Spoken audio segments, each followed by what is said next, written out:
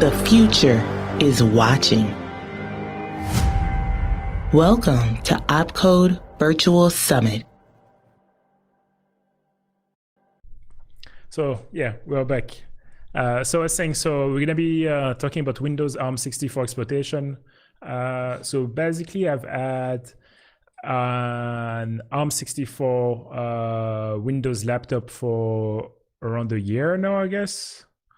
And was it 1 year? Something like that. Yeah, let's say a year. And initially, I just like used it for like one afternoon to dump it to work on ARM64.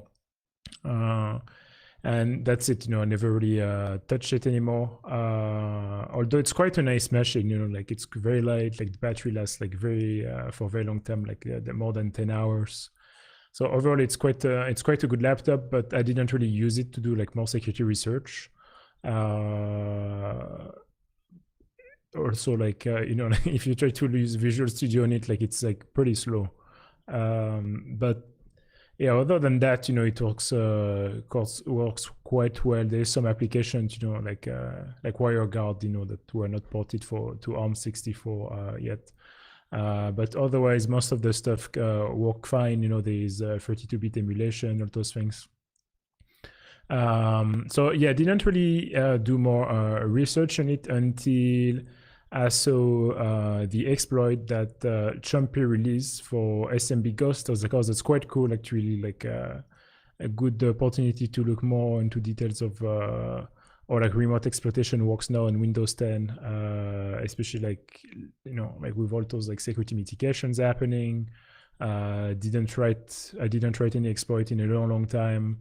And I was aware that could be a good opportunity to also learn ARM, So I worked on that over the past 2 weeks, I guess. Even like in the last opcode, I mentioned it. I was like, oh, like I got stuck on something. So, which was like ARM64 related for a project. So that was for that one. And one of the thing, start zoom here. Yeah, one of the things which is quite interesting with this is like a lot of things are like very similar and a lot of things are like completely different. So that's pretty cool. So as you can see, I'm doing all the checkbox of having an exploit. So I found the name, which is like the name of my dog, and I called it SMBaloo. So it's nice. And instead of having like a scary name and scary thing, I was like, well, what about just making it like something like more calm and more peaceful and something nice and friendly to look at, instead of like finding those names like Corona Blue or like those like scary names that no one really care about, and then people keep reusing everywhere. So for this, so unlike Grok, I didn't prepare any slides, but that blog post is just available now.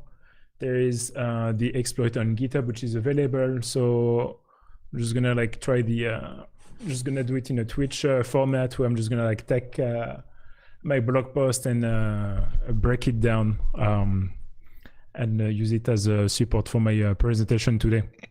So first of all, because and also that's something I've been complaining a lot every time when I like when I get people like speak, or when we are on the review board of I'm on the review board of a few conferences, is people not giving acknowledgement of references to like people who have been doing like research on a past subject, because usually it's always built on top of a lot of like other people research, and I think it's normal that we can acknowledge and credit them, especially if you're like new and you want to learn. It's always good to have like reference link that you can go to read, so it completes like whatever you want to learn about. So regarding SMB Ghost, hats off to Huge Hog for his great blog post about the vulnerability, and as far as I know, is like the first blog post I've seen on it. It was explaining how to do physical memory read from the vulnerability, but also the vulnerability itself, which was quite nice. and Chumpy for POC exploit, which is pretty good. My ARM64 exploit is like heavily based on it, so all the SMB features are just like based on the exploit, and whatever is different is just like whatever would change with the exploitation. So for instance, to find I mean, we will see it, but like there is no PLM4, and I don't even use that at the end of the day because that will not work anyway. Like the ACPI table does not exist anymore. So all those things like are completely different from the exploitation point of view. But for like the compression and the SMB like functions, that's completely like based on the exploit, and it's pretty well done. Also found a bug in it because I was not able to read like physical memory like reliably, so that was improved too. Zekops and Michael Maltsev, they did some pretty good write-up on the actual vulnerability, so that was quite nice too. Some good blog post. I also want to give like a special thanks to Stephen Ridley because for being like so Stephen like has been doing a lot of research on ARM, published a lot of like papers and gave a lot of trainings on it. Also I've known him for a long time, so he's a good and supportive friend. And but at the time when I wanted to get an ARM64 laptop, especially last year, it was very hard to get one, and Steven is the one who basically got one for me and shipped it to me because it's like impossible to find in the Middle East. Even at some point I was like in Singapore, I tried to find it in Singapore. I think it was only available in the US at that time.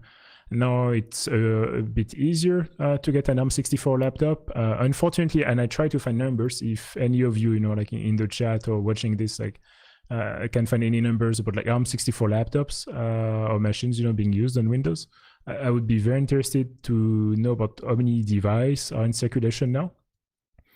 Because it's able to find anywhere, and with the Surface Pro X now, I would assume that number is going up. Also another reason, like why doing that research was also like an interesting thing due to the timing. And so for that,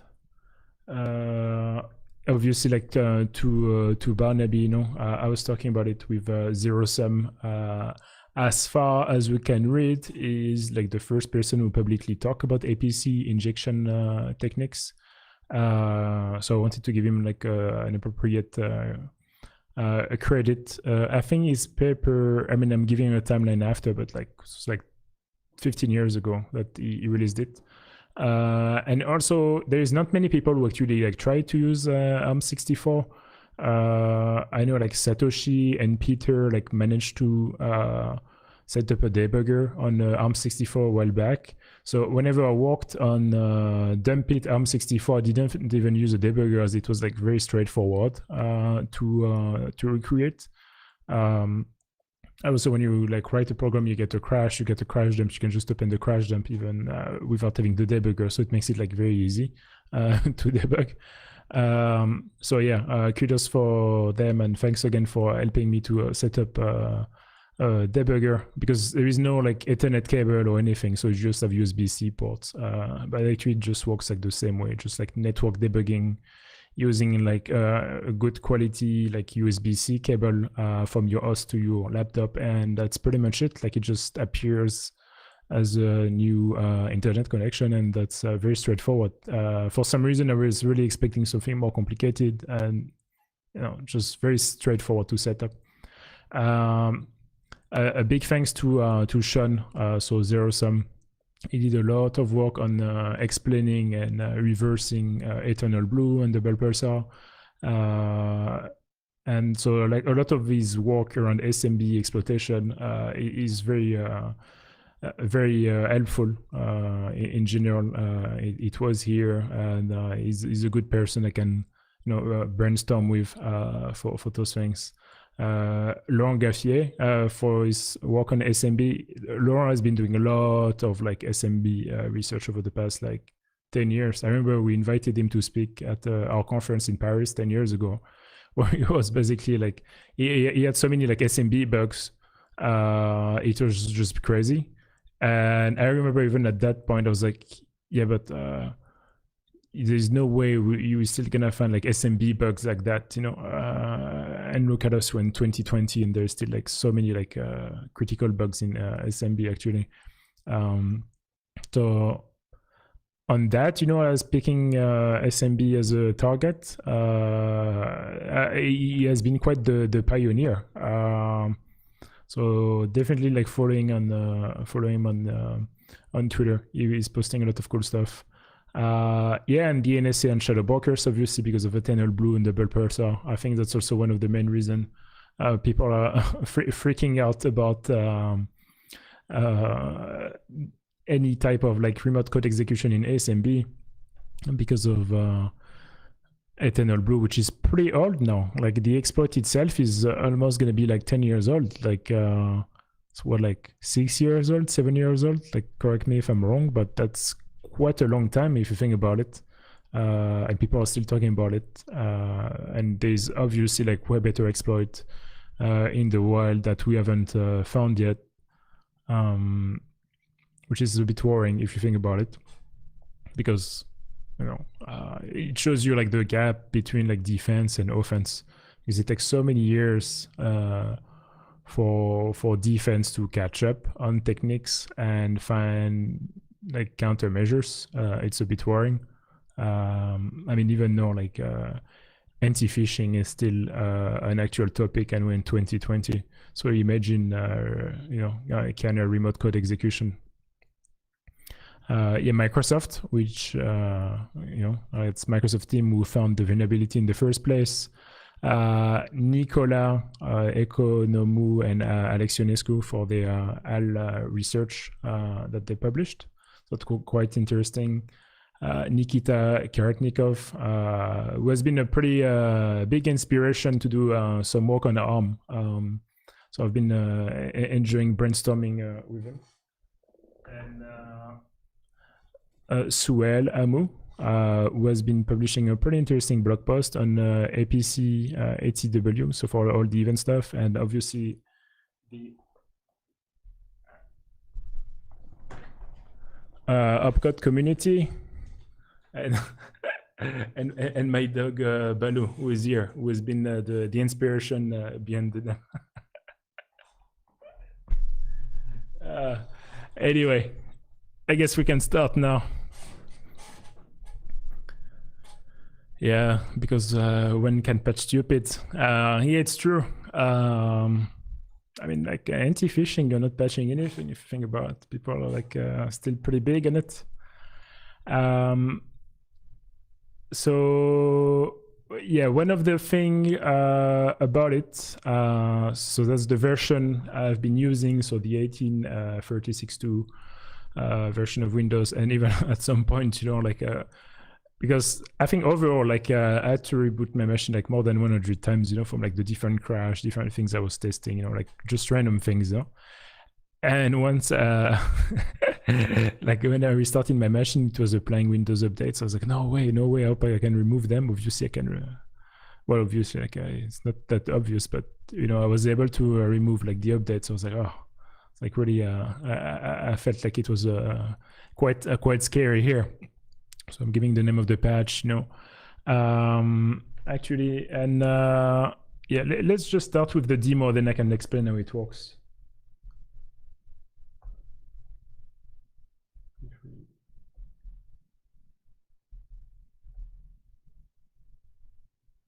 Have to connect on Zoom with the other laptop to share the screen. So that's the only way I found of showing the demo.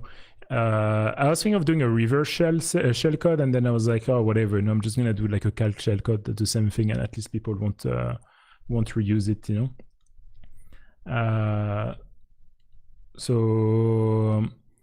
So yeah, just connecting with the other machine. Give me one sec. And there should be here. Okay, cool.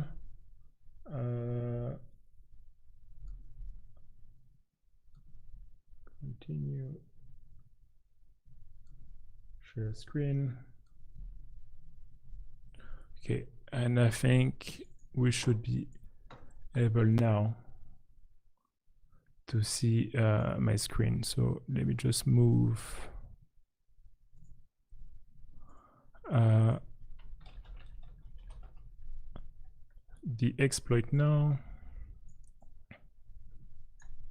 So that's available on GitHub anyway. Let me just like move it a bit here. So the exploit is pretty straightforward. It works the same way as it was actually. Let me just move it up. Can you see here? Yeah. Okay.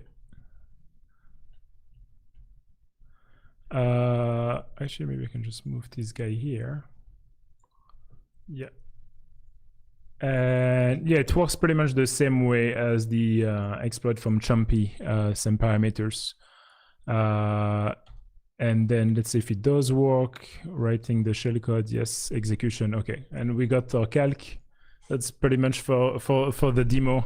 Now we're just gonna do a deep dive in looking at what's happening here. So as you can see, a bunch of the variables here are pretty different anyway. So there's some non-variables like the AL interrupt controller and the GIC3, which is the new name for the interruption. And then for like the whole shellcode part, I'm using a completely like a different technique. But yeah, that's pretty much it's on the other screen. It's pretty much for the exploit, and it does work quite reliably. I mean, like, look, we can punch it again and see we get another like calc. So that's quite nice. See that it's just working like quite reliably. I guess we probably don't need the zoom thing anymore now, but that's it for the demo. At least like we can put the demo behind us. It worked, let's talk about the technical details now. yeah, like see like just like popping like quite reliably, so that's quite nice. Okay, let's talk about the vulnerability itself now. There is better blog posts, so the one from Huge Org and Zekops blog posts are like explaining, like, oh, they create the MDL thing, like the fake MDL and all the buffer overflow is working, etc. It's definitely explained in a much better way, so I'm not going too much over it. But for intellectual curiosity, what does an int overflow look like on Windows ARM64? So that's literally the only section about the vulnerability in this blog post. And as you can see here, so you have the add W9 plus W8. So W is for the 32-bit registers instead of like the 64-bit registers, which would be like X9, X8. And yeah, and that's it. No usage of like saved int in the kernel right before an SRVnet allocate buffer. I mean, that's pretty obvious to find. No, I'm pretty much wondering, like, why did it take that long to find? Because that's quite an obvious int overflow, and you would expect like the current static tools to find it, or like whatever like methodology would be used now from like vendors to find the bug, but like error happens. But because it's an obvious one, I'm sure a lot of people have found it like way before, which is like the whole thing of that bug. It's such an obvious one. But yeah, it's quite nice and clean. Initially, when I was looking at ARM64, because I didn't really know like anything about ARM64 like 2-3 weeks ago, I was like, what's this kind of like weird assembly, and then I got quite used to it, and I do like it now. I think it's quite neat. So yeah, kudos to Hedgehog, who is actually from all the stuff I've read, is the guy who came up with the read physical memory page using the fake MDL structure. So that's quite nice and a pretty nice way to bypass like KSLR. So Chumpy used it by using another technique from Ulf, where she was trying to find the HL low hip. I tried to do something similar, then I tried to find like the actual PLM4, which is called TTBR on ARM64. That didn't really work out. I will explain in the next sections why. Actually, let me change the timer here.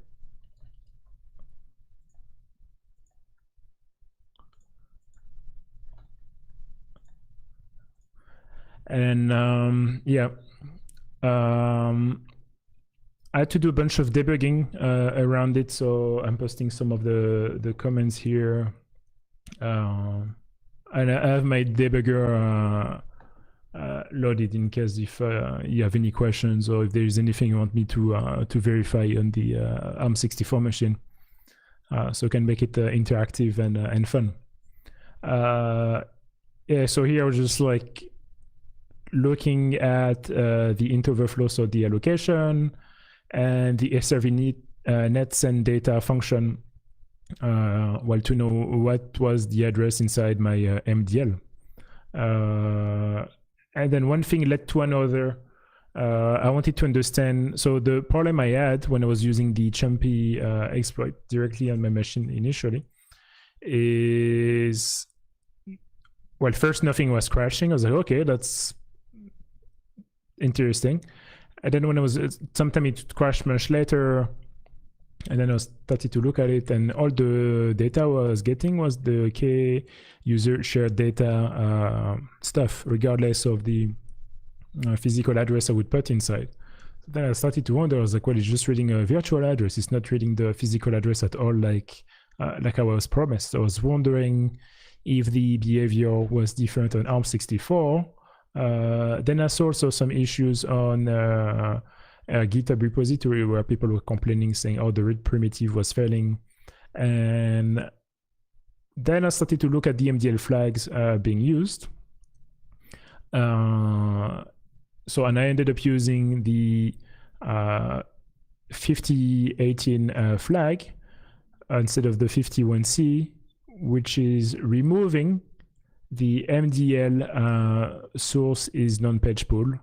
And the reason I ended up removing that one is while I was looking at the code, and I started to like remember about the get system address for MDLSEF macro. So even if you sit in the code, you will not see it because it's a macro.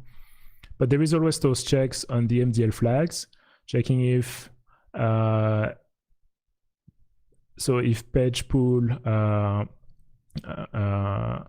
so if the flags are mapped to system VA or source is non-page pool, then it would use the map system VA. If not, then it's using map log pages specified cache, which is what we want to be triggered because that's where it's gonna like start to read the actual PFN of the MDL. So when I started to see that, I was like, oh wow, actually that's interesting. And then I was like checking the flags, is like, well, the MDL source non-page pool flag is present. What about I just remove it? And I remove it and it worked. I could read like physical memory. I was like, oh wow, that's good. Except, okay, like it comes with some like terms and condition. You can read physical addresses, but if the physical page is not visible, if it's not actually mapped, if you're like asking for a random like physical address, it's either gonna hang or you're gonna get a blue screen. And also the other reason is if you cannot lock a page, which is what I suspect is happening with like the page tables. And we're gonna see like in the next session why it's a bit annoying. But you're gonna end up in a similar situation with hanging and or crashing. So, and actually it reminded me, like when I initially wrote dump it, like everyone was like, oh, like doing a digital forensic, like we want like raw memory, this is what it should look like, we want just like a raw dump, we want a vmem type file. So everyone was reading from 0 to the highest physical memory address, and that's was the idea of like raw dump, partly from like law enforcement, being like, oh, we use NKs, we use raw dumps, we load it in NKs. So it was the mentality, and it's still around, but it was having a lot of issues, and rightfully so, because you have physical address space and RAM, which is two different things, and physical address space as the RAM plus the memory used by graphical devices and all those things. So if you try to query the memory of another device, you would get a crash, or it would hang. And then, in my presentation, like blue screen of death is dead, I was explaining like the basic things about like what's physical memory layout. And there is a very interesting function in Windows called mmget physical memory ranges. Actually, it's funny enough, because my old blog, I didn't renew the domain like a few years ago, and but I managed to retrieve that blog post on the Chinese website. But yeah, that function is giving you like memory ranges, and we'll use it like later on in the blog post, you'll see. And like the physical memory runs and descriptor are the actual structures that give you like the memory ranges used by the RAM, and at which physical address they are inside the physical address space. So that's something to definitely keep in mind. And also, the second reason, because I was wondering, I was like, oh, okay, like how come I cannot read like none of the page tables? Because initially I was like, okay, like Jumpy is getting like the PT, yeah, like thanks to our Chinese friends for making backups of my blog. That blog post is like, I don't know, like 12 years old, So that's pretty cool. Yeah. And then I was like, okay, I'm like, Chumpy is using this technique, which is like reading a page table, trying to find a self-reference to the PML4. Okay, and then like you can get the virtual address to override the care shared user PT, which is something I was doing manually in the debugger for like the longest time, until I was like, I'm kind of annoyed to just like tap the command to know like, okay, what's the virtual address of my PT, and because I was not able to read it from the exploit, right? And there is something I read in the documentation, so I put the link here, so if you want to read more about it. On ARM64, and I don't know if this is the case with all the ARM system, you can have multiple physical address space. So you have the secure or the non-secure physical address space. They may or may not be the same. So that's something to keep in mind. And I was like, oh, actually, that's quite cool. So both worlds do not always have the same physical address space. So at this point, I don't know if when I was in EL1, which is like kernel mode, I was in secure, non-secure mode. And if it was the reason I could not read the physical address space, because when you're using Windows Debugger, you can actually read those page tables. So I was like, I don't get it. This is definitely at this address, like what's going on? And yeah, so so that's the two hypotheses. Either it's not mapped or it's locked, so you cannot just like relock it, and just like a separate physical address space. So there's a few things here. So whenever you want to retrieve the TTBR, one address. You can use the PCR structure, which is quite nice actually. Let me just show you here, or you can. Oh, I'm typing on the wrong screen. So you can retrieve like the actual structures and address for like your main page tables very quickly. So let's look at the PRCB and then process state. And then we have this one called arch state inside the processor state. And that's where we get the address of our TTBR.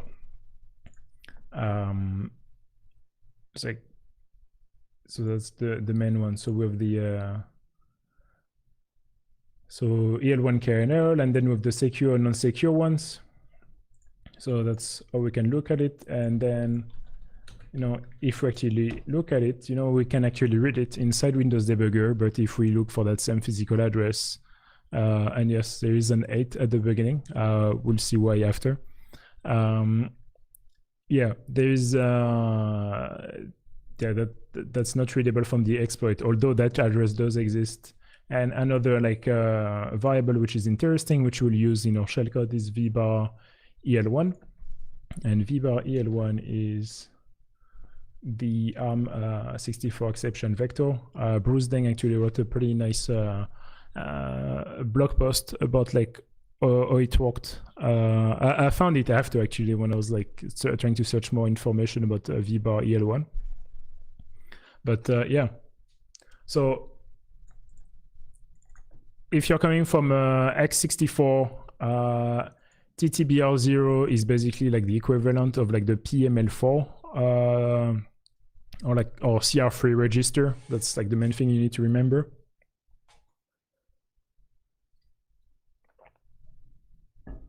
And the interesting thing here, first, a very interesting thing we're gonna find out is on my machine, the page table, so for like the TTBR PFN, has consistently been that address. I've been rebooting it like more than 100 times. Like 50 is a very conservative number given the time I spent on this.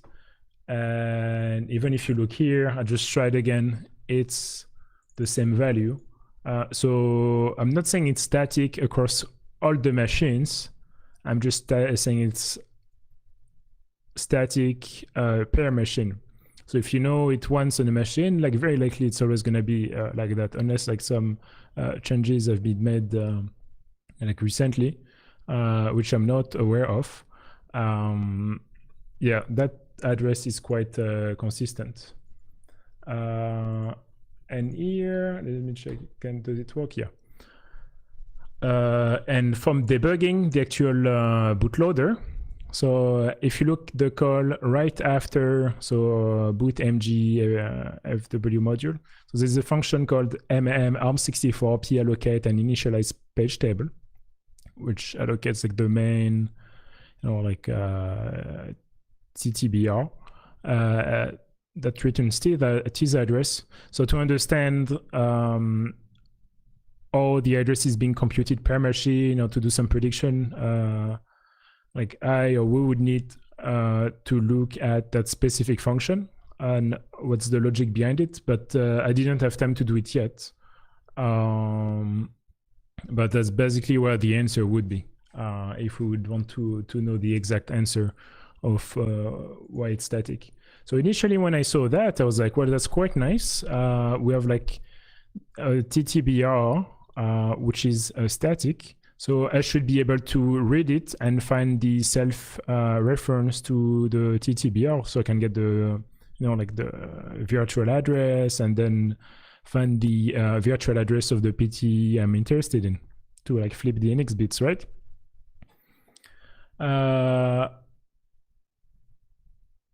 But like I was saying, like it didn't work, you know. So at this point we have two main assumptions. KSCLR is only used on kernel virtual addresses, but it does not seem to be the case for early physical addresses.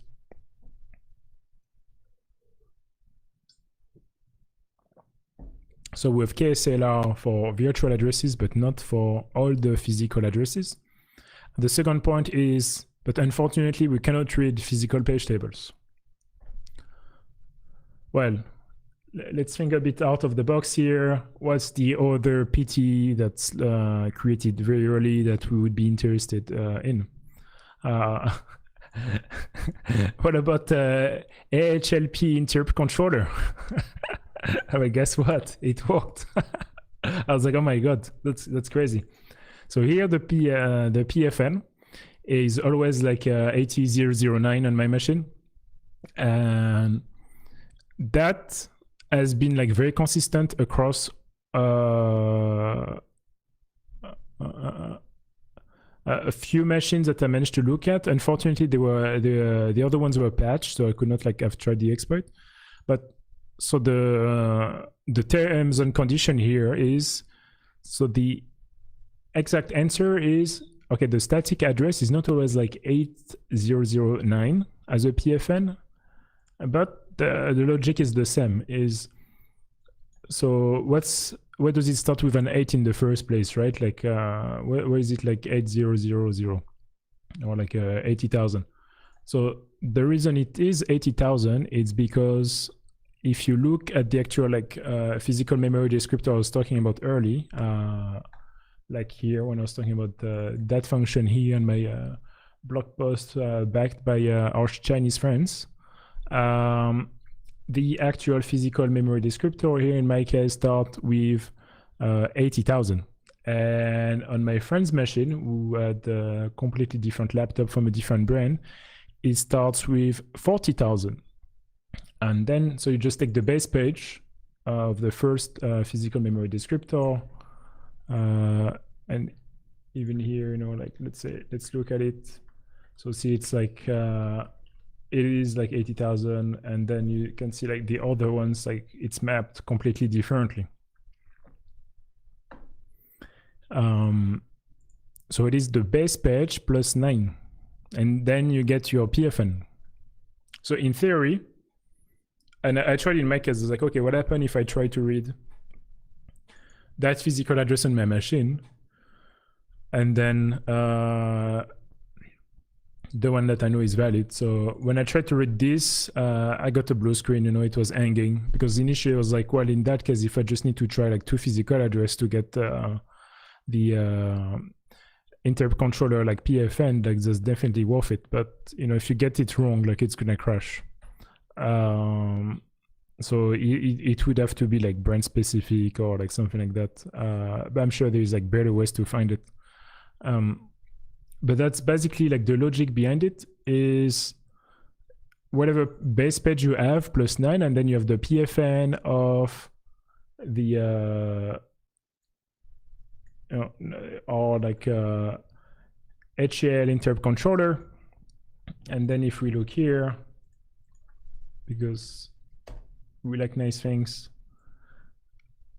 it does look familiar, except that instead of the epic functions, we have the GIC interrupt functions. And yeah, actually, like I can show you here the logic of what's going on here.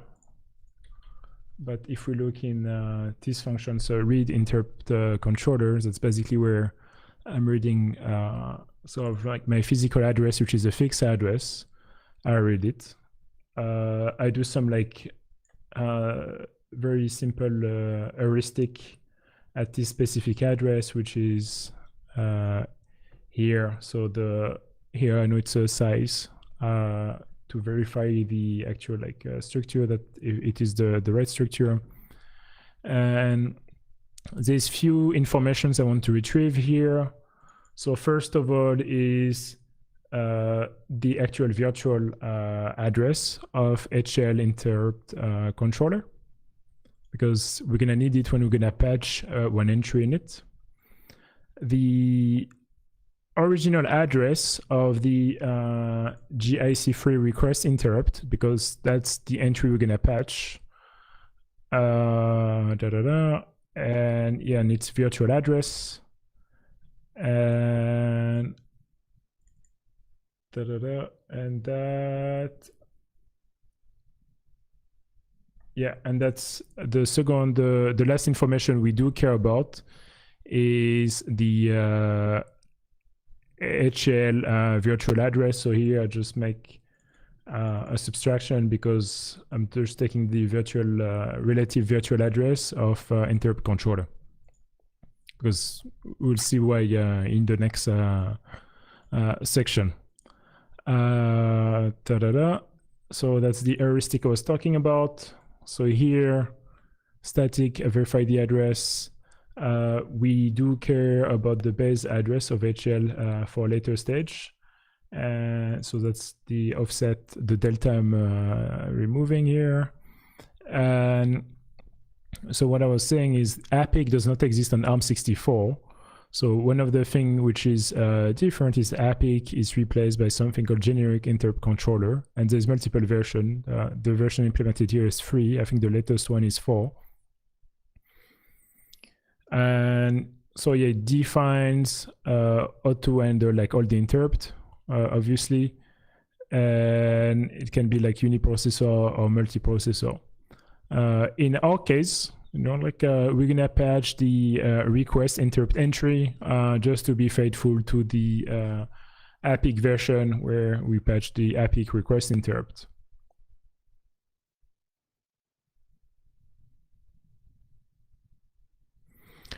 If you call your remap to create a new mapping for RAM, won't the multiple mapping have different attributes? I don't know, but if you do know the Windows equivalent of that function, I may be able to answer. Like I'm really bad at Unix stuff. For the push pop instruction though, we're gonna see this like quite soon. Like it's the section right after, because I'm gonna be talking about the shellcode part. But first, like we're gonna see like we're gonna bypass like KSLR here and the non-execution also. So there's two methods here that we're gonna see first. So yeah, so K-shared user data is a popular option to compile and execute payloads because K-shared user data is a fixed virtual address. And so that's what I was saying, that's what I tried initially. I was like, okay, let me look at it, like I can retrieve the PT. So just hard coding the PT, just from like typing the virtual address and yeah, and taking the value in it. One notable thing though, in case if anyone like can find a technique for that later on. So what we do care about are those two entries, because the PT format is similar for reading like page frame numbers, but not for the other flags. Actually, they are very different.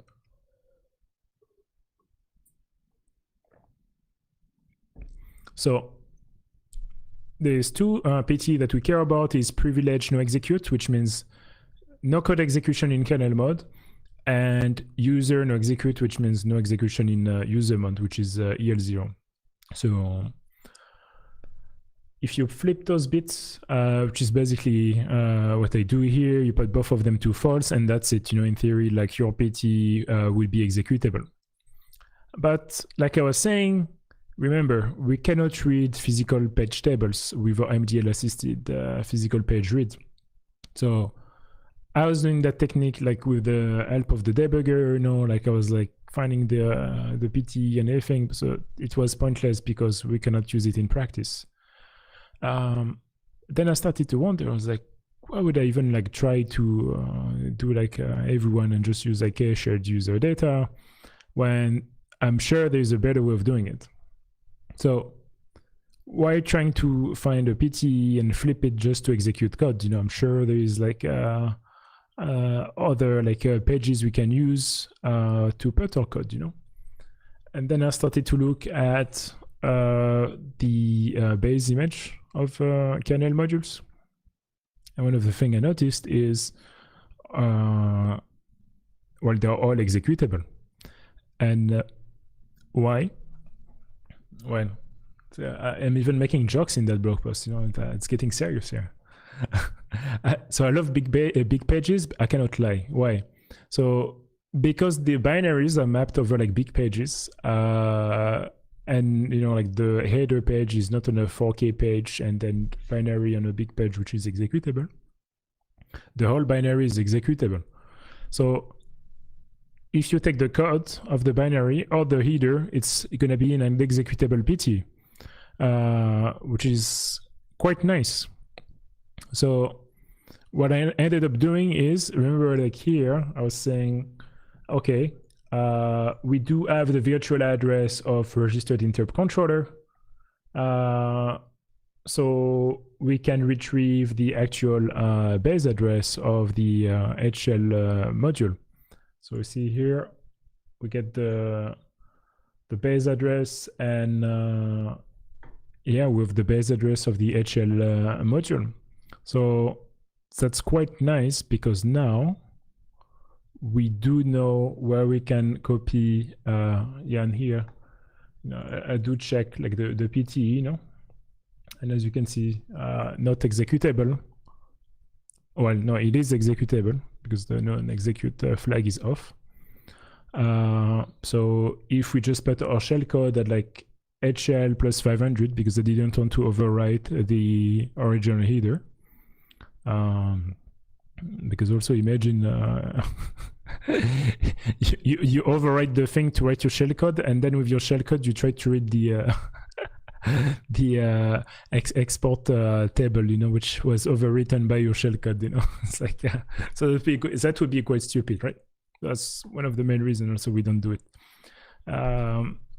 So yeah, so we do know where we can copy our shellcode. We don't need to do any like PT, like non-execute bit flip, and we do know what we can patch to get the initial like jumper for the code execution. So now we're getting the shell coding. So and this, I didn't have time to try it on 64-bit Windows. I would be definitely interested. But it's quite a neat way of like bypassing KSLR and execution. Well, non-execution, I guess. So the first thing about our shellcode is, so there is no push and pop, like someone just said in the chat. So Destructive Research Labs. That's quite a long nickname to read. Like I have to focus. Indeed, but there are registers, and a lot of them. And also one of the registers which is quite interesting here is the link register and the frame pointer one, but the link register, so every time you do a call anyway, that value is going to be registered. So whenever we're going to want to exit the function, we want to make sure that especially that register is set to normal, to the original value. Otherwise, whenever it's going to hit a write instruction, it's not going to return to the write instruction, and you can end up to some sort of like infinite loop, but it would crash like way before anyway. So to re-implement a push add and a pop add on ARM64, so that's how I did it. So I created like a fake frame on the stack. So, like very straightforward way, like just allocate the space on the stack and store all the registers from X0 to LR to the stack. And when you want to read them at the end of your shellcode, just restore them. That's your pop add. So instead of having like a 1 byte instruction, you end up with 4 bytes, per instructions. But you know what? Because of this, we have like B100 like bytes of space anyway for shellcode. So why not? Why not? What else? What else do you need? Even at the end, like that shellcode could be like even like much bigger, because it's a lot of space, basically. I can probably put like some demo making a video in it instead of like a calc, you know, that would be a new type of demo.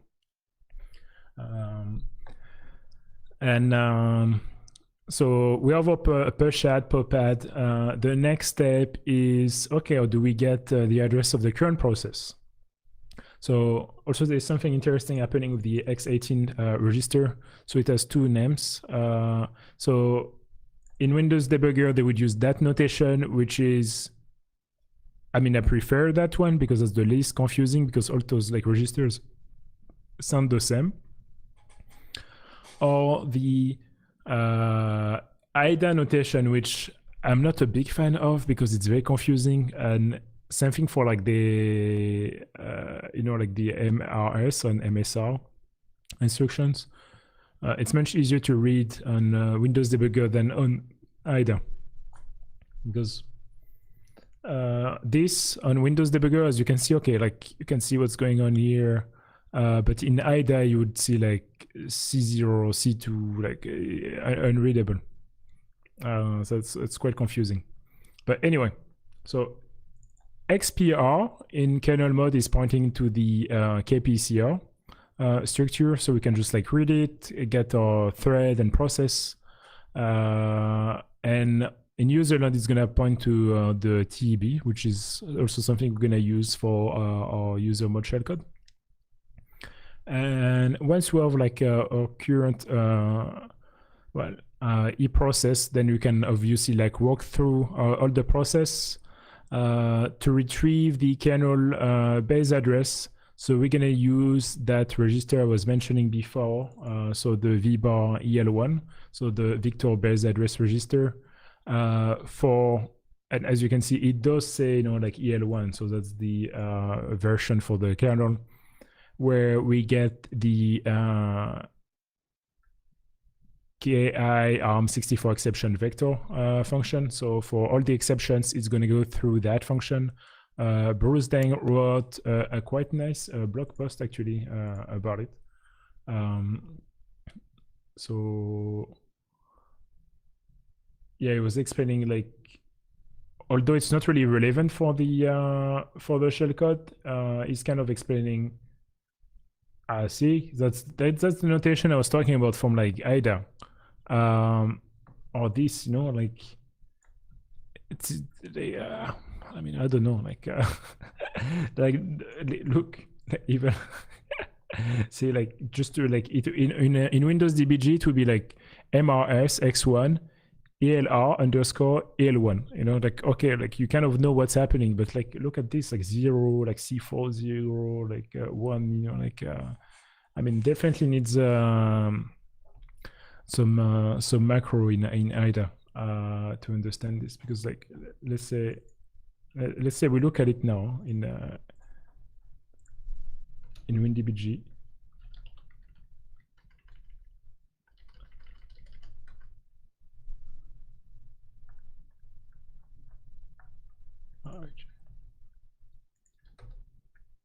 See, okay, the first one, it's like MRX XPR TPIDR underscore EL, you know, okay, like that we can understand.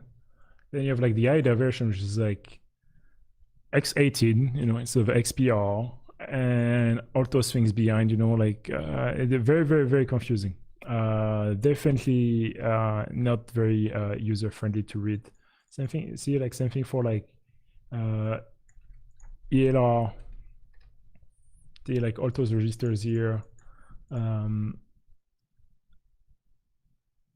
know, like it's very hard to read the IDA notation for that.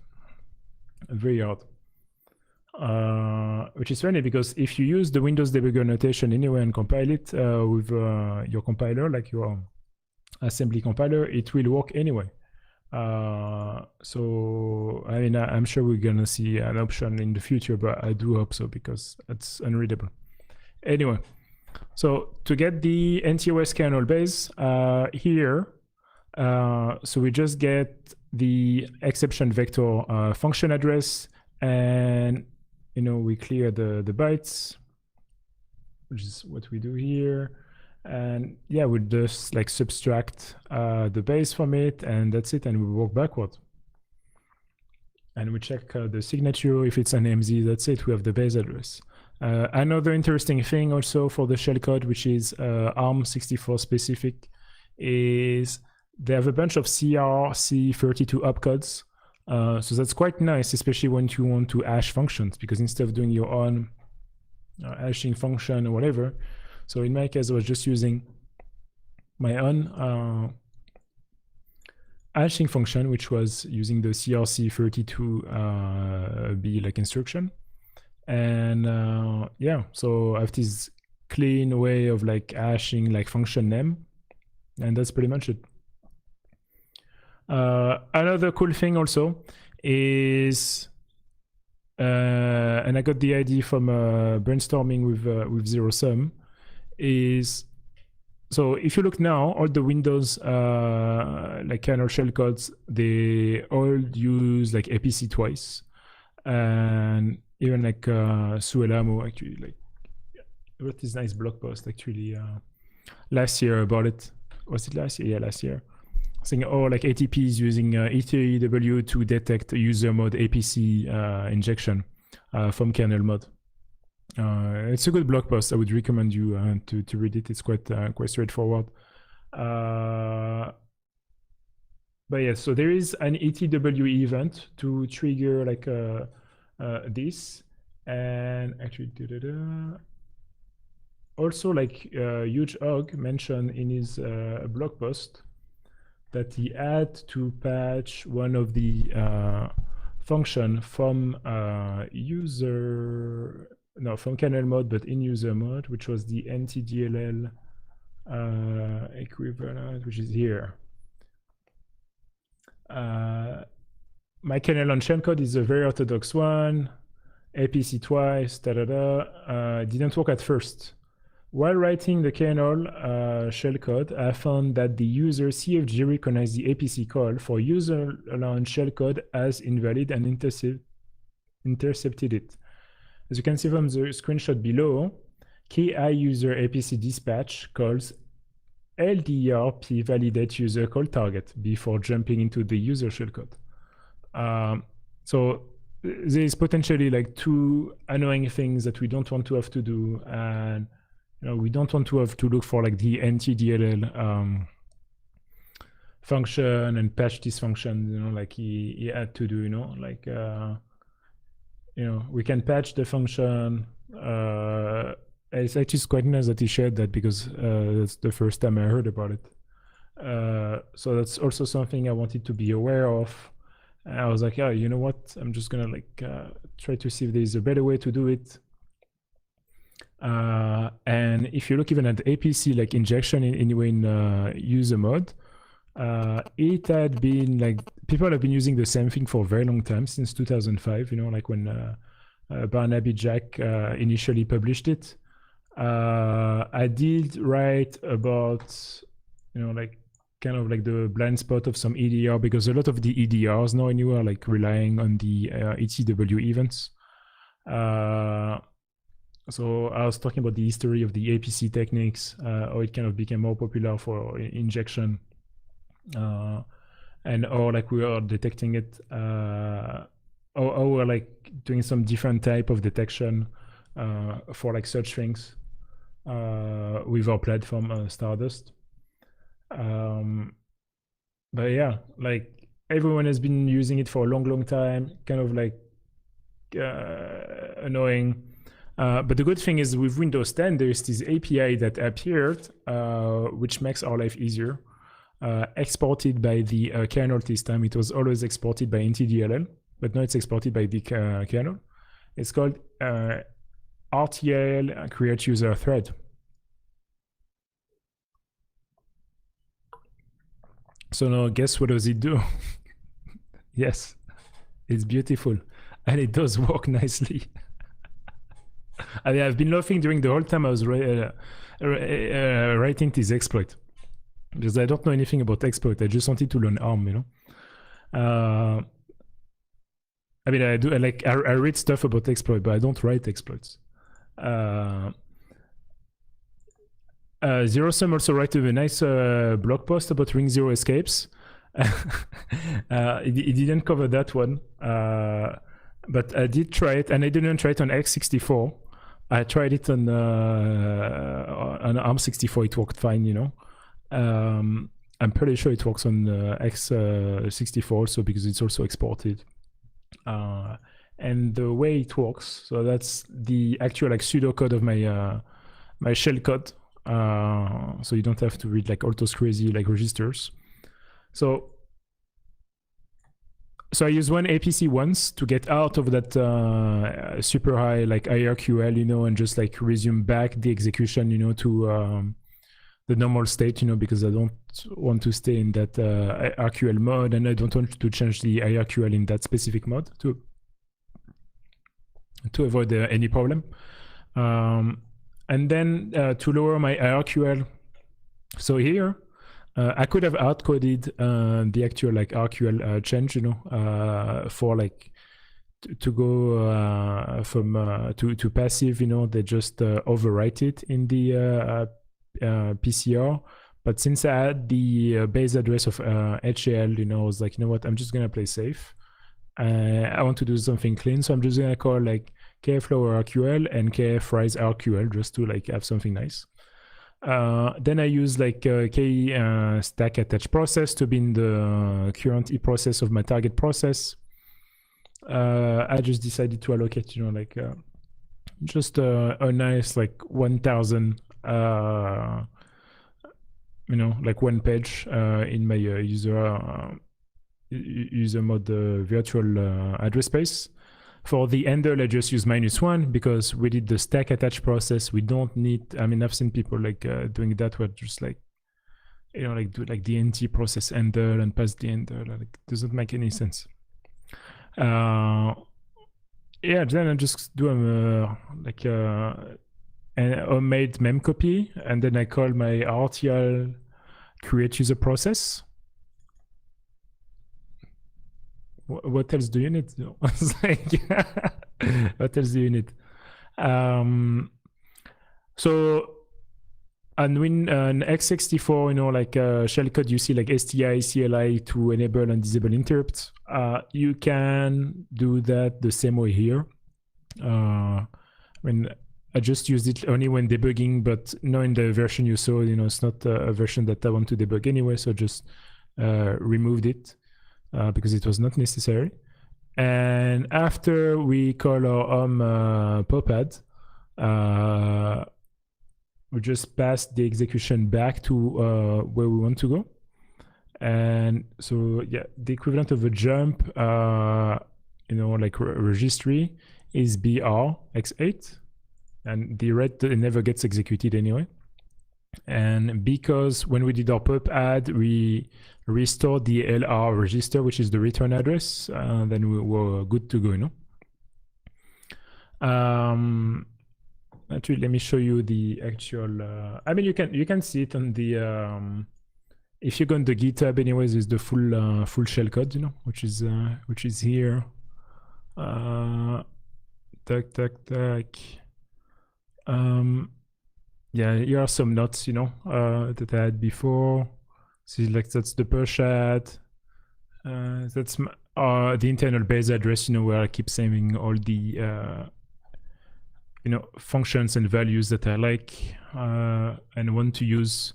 So like the base address, the process object, same thing for like the other objects, and the single APC we are using. That's the hash for all the functions and process. Yeah, and that's pretty much it. Like if we cannot allocate the memory, like it fails nicely. No, yeah, and that's yeah, overall that's pretty much it. That's the get process address, which is exactly the same one in user mode. So if we look at the calc shellcode, so same thing. it's gonna use for the hashing like the CRC loop that was mentioning with the CRC32 byte instruction.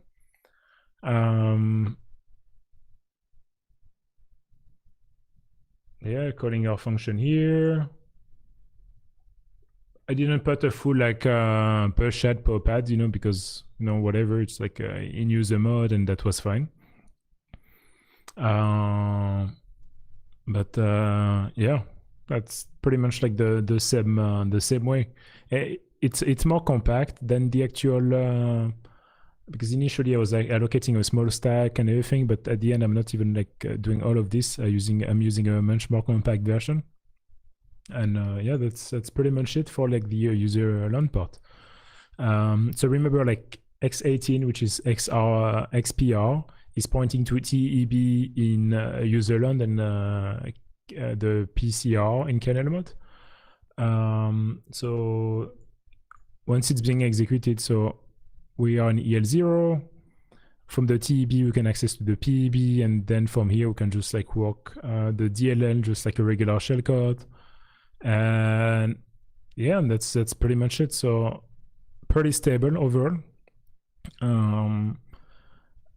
Like the KSLR bypass, because there's no like physical address, SLR is working nicely.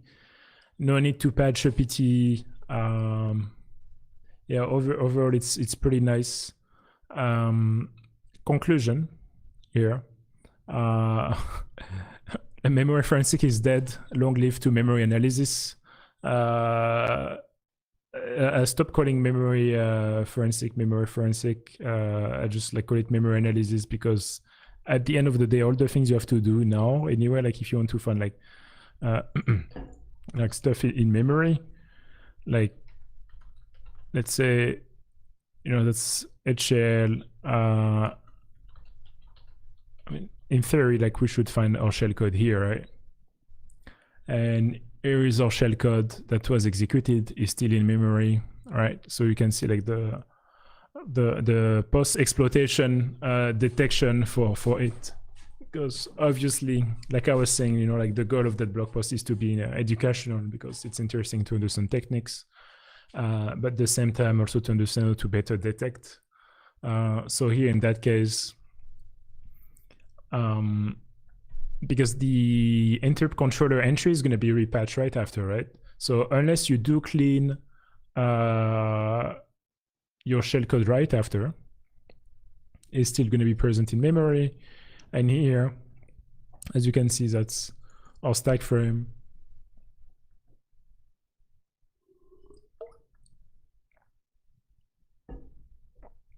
And all those beautiful operations we have been talking about, even here, we can see like we're trying to retrieve the either the NTOS kernel address base or the HAL address base, but I think it's probably the NTOS kernel address base. Because yeah, we do have HAL already. And yeah, I mean, and all our get process calls here with all the hash and everything. Yeah, I mean, it's quite nice. Like, so that's why I just call everything related to memory and detection and defense like memory analysis, because it has nothing to do with what people like call memory forensic. It's so far behind. I mean, I was saying it at the beginning of the article, people are still stuck with like the raw dumps and all those things. It does not work for like modern attacks. For instance, here, how do you want to detect attack on ARM64? Nowadays, like as far as I notice, is like the first public exploit for Windows ARM64. There is like Surface laptops being popular now. You can't. A lot of like those tools don't even work properly with Windows 10. So let alone like ARM64. Although it's not as popular, it's gonna be the excuse that people are gonna say. But like I don't think it's an excuse for defenders to be like behind attackers all the time. So that's why I still think it's interesting to like look at all those aspects. So in that case, one of the things I've been pushing for is like, at least if you can get like a post exploitation memory dump here, while you can still like retrieve the shellcode like we just saw, like, and there is like different places where the shellcode can be like in place, like in the case of the Chumpy exploit, you would see it like in shared user data plus 900, because that's where like the fake MDL and like shellcode and everything are being copied. So but yeah, that can be in different places in memory. So that's why having like an actual like like Microsoft crash dump, which is like what things like dump it I mean are generating, or if you get like a blue screen of death, then you can get a memory dump. On Linux, we've been doing a bunch of research on Linux. Yeah, same thing, like we're using a like elf core dump for like full memory. And on Linux, I think it's even more interesting because a lot of like the actual like even like the EDR detection, a lot of research is done for like Windows stuff. On Linux, there's like almost like nothing. There's few like Linux presentation that we accepted for Black Hat US this year, so that's interesting. But if you look at all the cloud servers, most of the things are Linux. And the only thing people are talking about is like anti-phishing products because of like BC stuff, or like how to use like OS query for incident response, and we're in 2020. So I mean, it's a bit depressing, but I mean, I stopped trying to like even like get emotional about it, because whatever, if people think like OS query is gonna protect them on their Linux machines, when they cannot even like investigate like post exploitation like techniques or anything. Yeah, so if you do like Linux exploitation, same thing. Like I'm sure like people will not find anything at all. Whereas like here, even on ARM64, like you kind of like make a short list of places to look at, make some playbooks. At least that's something we're attempting to do like internally. So it could be like detection playbooks and detect them. Well, you can find stuff after a while when things are not supposed to be there, right? But yeah, that's pretty much it. And I think it should be, I mean, all like obviously, like I was saying, is like for ARM64, like no one does any detection for it, like EDRs when you're announcing like endpoints now for Linux. They're quite proud of it. But if you look into details, even if you ask like a lot of their customers, they're like they know it's shit, but what do you want to say?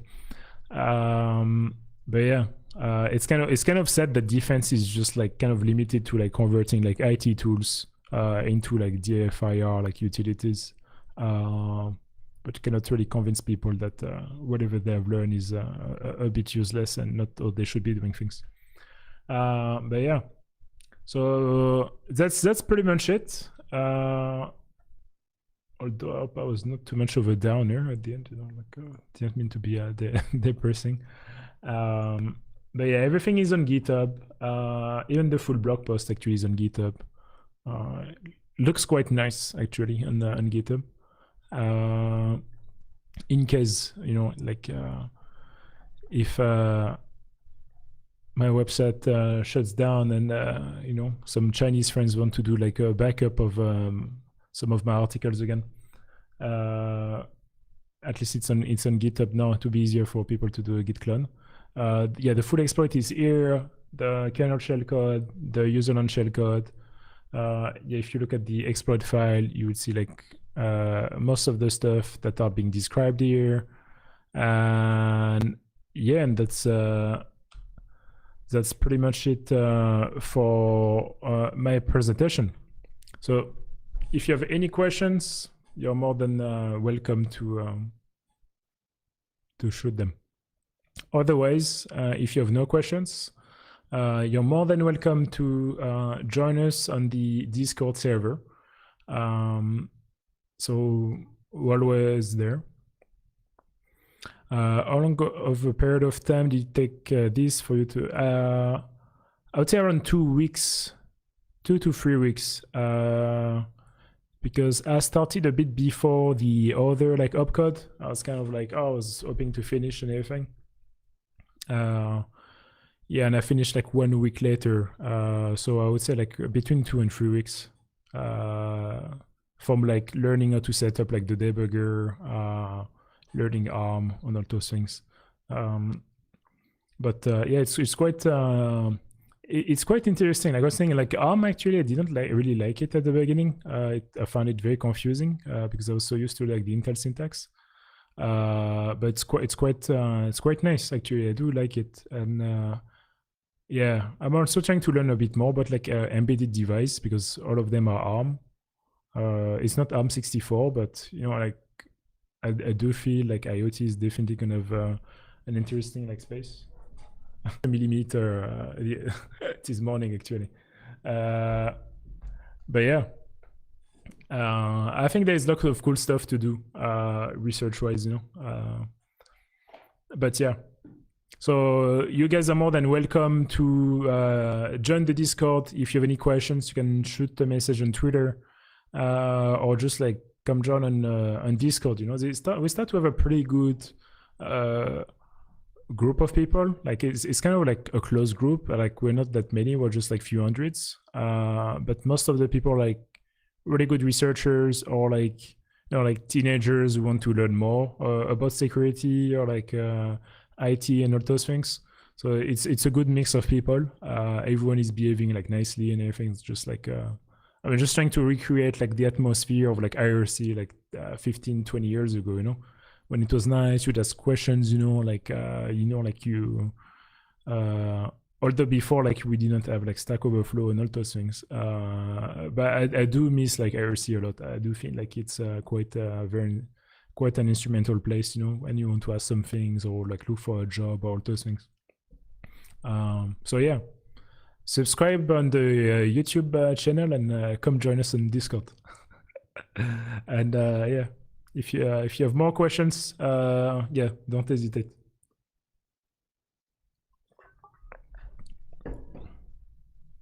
I'll put some background music. Actually, I don't even know if the music is working.